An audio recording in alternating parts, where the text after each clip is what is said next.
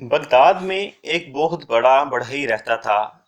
अपनी जिंदगी के आखिरी हिस्से में इसने नहायत ही दिलकश और हसीन मिंबर बनाया।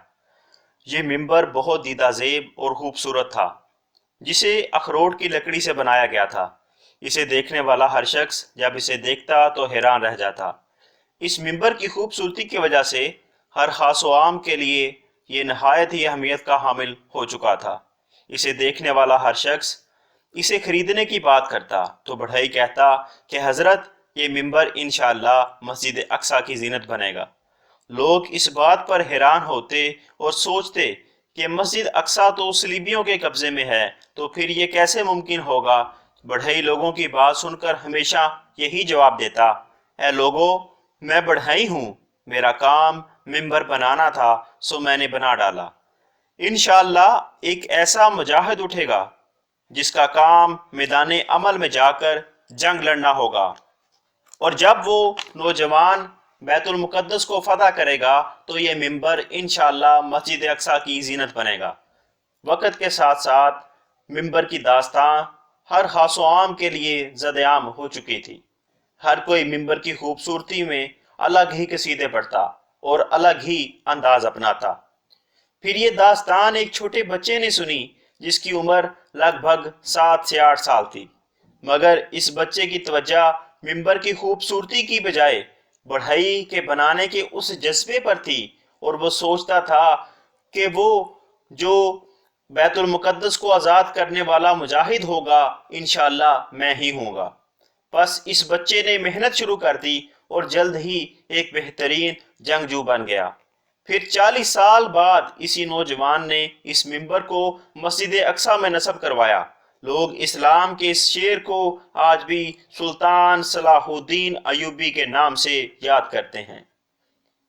नाजरीन, इनके बारे में कहा जाता है कि सलाहुद्दीन को जब मिस्र का गवर्नर बनाया गया और जब आप मिस्र तशरीफ लाए तो कहा गया, हुजूर आप बहुत लंबा सफर करके आए हैं, आराम फरमा लें।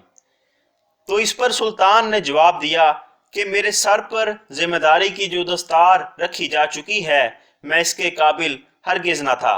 इस दस्तार ने मेरा आराम व सुकून खत्म कर दिया है, लिहाजा आप मुझे वहां ले जाइए जहां मेरी जिम्मेदारियां मेरा इंतजार कर रही हैं। इस पर इनके नायब ने कहा कि हुजूर, काम से पहले कुछ तनावुल फरमाएंगे। सुल्तान इनको देखकर मुस्कुराने लगा, लेकिन साथ ही ये मुस्कुराहट रफा हो गई जब सुल्तान की नजर इन औरतों पर पड़ी जो फूलों की पत्तियां लिए खड़ी थी। इन्होंने वो फूल सुल्तान के कदमों में डाल दिए और साथ ही गाना बजाना शुरू कर दिया। सुल्तान ने फूलों पर से हटकर कहा कि मैं सलाहुद्दीन अयूबी फूलों को मसलने नहीं आया। अगर मेरी राह में कुछ बचाना चाहते ही हो, अगर तुम लोग मेरी तस्कीन का सामान करना चाहते ही हो, तो वो एक ही ऐसी चीज है जो मेरे दिल को सुकून पहुंचा सकती है, जो मेरे दिल को इत्मीनान पहुंचा सकती है, और वो है ईसाइयों की लाशें और सलीबियों के तड़पते हुए जिस्म।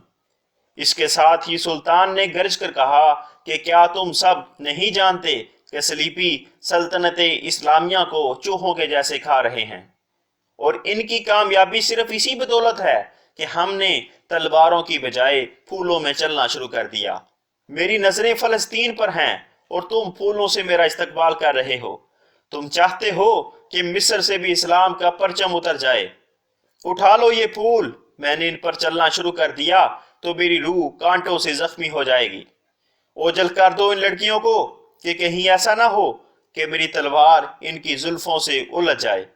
सुल्तान ने नहायत ही गरज कर कहा कि मुझे डर लगने लगा है कि मुसलमान अगर जिंदा रहे तो वो सलीबियों के आलाकार बनकर रहेंगे, और वो इस बात पर खुश होंगे कि चलो हम जिंदा तो हैं, मगर वो कौम की हैसियत से मर चुके होंगे। मेरी ये बात याद रखना कि जब रोटी, जिस मुल्क में रोटी मजदूर की तनख्वाह से महंगी हो जाए, तो वहां औरत की इज्जत और मर्द की गैरत हमेशा सस्ती हो जाया करती है। नाजरीन, यरूशलेम को हजरत उमर रज़ी अल्लाह तआला के ज़माने में फ़तह किया गया था। मुसलमान हाकमीन ने बैतुल मुकद्दस के तमाम मानने वालों को वहां तवाफ करने की इजाज़त दे दी थी और कहा कि इनको यहाँ इबादत की इजाज़त भी है और क़याम की, लेकिन इसके नतीजा में वहां عیسائیوں نے گانا بجانا شروع کر دیا اور حتیٰ کہ نوبت رقص تک جا پہنچی۔ مسلمان حکمرانوں نے کہا کہ عیسائی ایسا نہ کریں اور بیت المقدس کی فضیلت کا خاص خیال رکھیں، اس کو پامال نہ کریں، لیکن عیسائی اس بات کو بہت برا مانتے تھے کہ مسلمان بیت المقدس پر اپنا حق جتائیں، لہٰذا انہوں نے اسلام دشمن چلنا شروع کر دیں۔ اس بات پر مسلمانوں نے عیسائیوں کے خلاف سخت اقدامات شروع کر دیے، جس کے نتیجہ میں دوسری طرف صلیبیوں کے راہ پیٹر نے لوگوں کو من گھڑت داستانیں سنانا شروع کر دیں اور لوگوں کے دلوں میں مسلمانوں کے خلاف نفرت پیدا کر دی۔ برطانیہ، اٹلی، یونان، جرمنی اور دوسرے ملکوں میں ان کی جھوٹی داستانوں کو بڑی ہی پذیرائی ملنے لگی۔ اس نے مختلف علاقوں میں جا کر مسلمانوں کے خلاف زہر اگلنا شروع کر دیا۔ 1095 میں فرانس میں کانفرنس منعقد کی گئی، جس میں عیسائیوں کو مسلمانوں کے خلاف لڑوانے پر اکسایا گیا۔ انہوں نے صلیبی جنگجو تیار کیے اور یہ گروہ جوک در جوک یروشلم کی طرف بڑھنے لگے۔ دوسری طرف مسلمان آپس میں لڑنے کی وجہ سے انتہائی منتشر ہو چکے تھے اور اپنا دفاع کمزور کر چکے تھے۔ 45 دن کے بعد ہتھیار ڈالنے پڑے۔ دوسری طرف عیسائیوں نے مسلمانوں کا خوب خون بہایا۔ عینی شاہدین نے بتایا کہ یروشلم کے بازار مسلمانوں کے خون سے رنگے جا چکے تھے۔ پورے شہر میں مسلمانوں کی لاشیں تھیں۔ مورخ بتاتا ہے کہ ایسی سفاکیت اور ظلم و بربریت کی داستان پہلے کبھی نہ دیکھی گئی۔ صلیبی مسلمانوں کو چھتوں سے نیچے گرا دیتے اور اکثر کو زندہ جلا دیتے۔ عیسائیوں کا سلوک بہت ہی برا تھا۔ مسجدیں لاشوں اور دیگر انسانی اعضاء سے بھری جا چکی تھیں۔ یہ قتل و غارت 8 دن تک جاری رہا اور تقریباً 60,000 مسلمانوں کو شہید کر دیا گیا۔ انہوں نے اپنے پوپ کو پیغام پہنچایا کہ ہم نے شہر فتح کر لیا ہے، اور جب ہم حضرت سلیمان علیہ السلام کی عبادت گاہ میں داخل ہوئے تو ہمارے پاؤں مسلمانوں کے خون میں دھنسے ہوئے تھے۔ یروشلم پر قبضے کی وجہ سے مسلمان بہت پریشان تھے، لیکن مسلمان حکمران اتنے کمزور تھے کہ کچھ بھی نہ کر سکتے تھے، حتیٰ کہ انہوں نے کوئی لشکر بھی روانہ نہ کیا۔ جلد ہی دوسرے ملکوں کی مدد سے عیسائیوں نے پورے علاقے پر قبضہ کر لیا۔ اس کے ساتھ مسلمانوں کے عظیم علوم و دانش کے فن اور علم کے موتی بھی ضائع کر دیے گئے، جس میں تقریباً 30 لاکھ کتب موجود تھیں۔ پہلی صلیبی جنگ کے بعد مسلمانوں کو منظم کرنے کی بہت کوشش کی گئی، لیکن ایسا نہ ہو سکا۔ آخرکار عماد الدین زنگی کا بیٹا نصیر الدین زنگی، جو کہ موصل کا حکمران تھا، اس نے عراق اور شام کے کئی علاقوں پر قبضہ کر لیا اور عیسائیوں سے دیگر شہروں کو بھی آزاد کروایا، مگر وہ اتنی بڑی فوج اکٹھی کرنے میں ناکام رہا کہ یروشلم کو آزاد کروا سکتا۔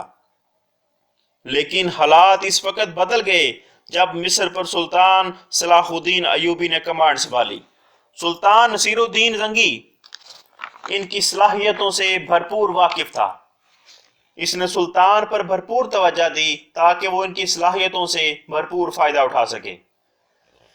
صلاح الدین ایوبی نے فاطمی حکمرانوں کا تختہ الٹا اور 1175 میں مسلمانوں کا حکمران بنا۔ بعد میں اس نے مسلمانوں کے بہت سے علاقے آزاد کروائے، جن میں مصر، شام، لبنان اور شمالی عراق شامل ہیں۔ 1183 میں دمشق کو اپنا دارالحکومت بنایا اور 1186 میں اس نے یروشلم کو بھی فتح کر لیا۔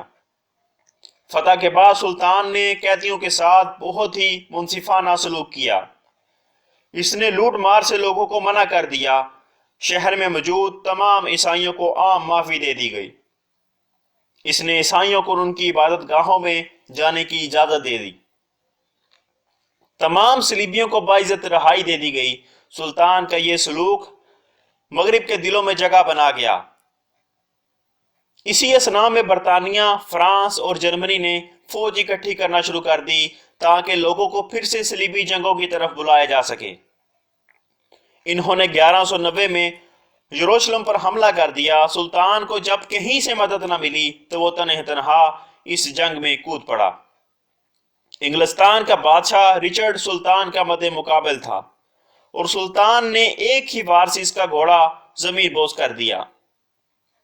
رچرڈ بڑی بے بسی میں کھڑا تھا، سلطان چاہتے تو ایک ہی ضرب سے اس کا سر قلم کر دیتے، لیکن سلطان کی غیرت نے ایسا گوارا نہ کیا کہ وہ کسی نہتے پر ہاتھ اٹھائیں۔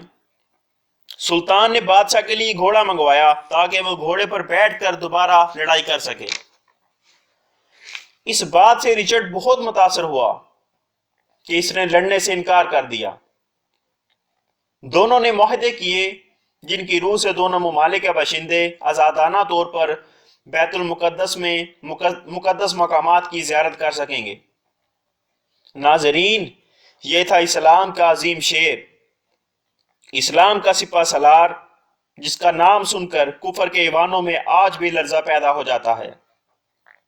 اللہ سلطان صلاح الدین ایوبی پر کروڑوں رحمتیں نازل کرے اور ان کے درجات بلند کرے، اور اسلام کو ان کی طرح کے مزید سپہ سالار عطا کرے جو ہر لمحہ مسلمانوں اور دین اسلام کی سربلندی کے لیے کوشاں رہیں۔